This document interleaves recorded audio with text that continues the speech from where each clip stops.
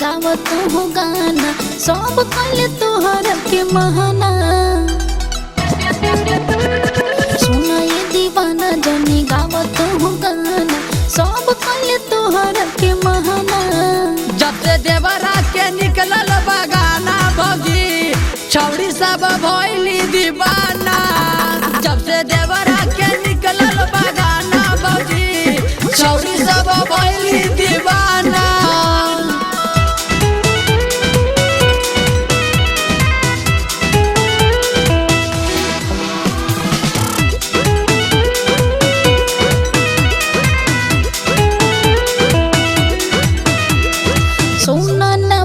जोनी खरा कर खाटे अब तोहरा के कैसे बताई। जब से गौला तो गाना ये हो दीवाना कैला न कोनो कमाई। ए हो भौजी का हम तारे भरा दी औदी काहे होता तारा दर्द है बजा भुरियानो मरद।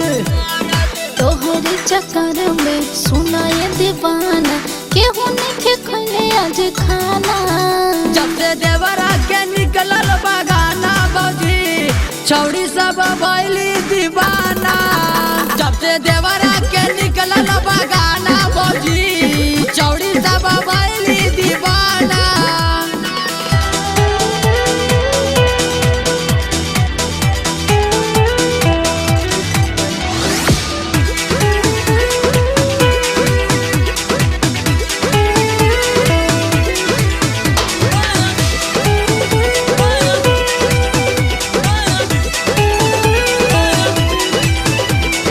कितनो बतैनी तोहके पढ़ैनी तबो न कैला पढ़ाई।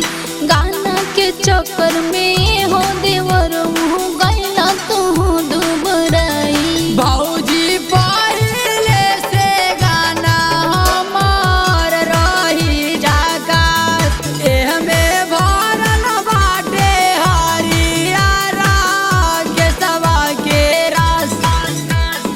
कोई कुछ गलती तो सुनाए देवरवा करी हम कौन बहाना। जब से देवरा के निकलल बगाना भौजी छौड़ी सब भइली दीवाना। जब से देवरा के निकलल बगाना भौजी छौड़ी सब भइली दीवाना।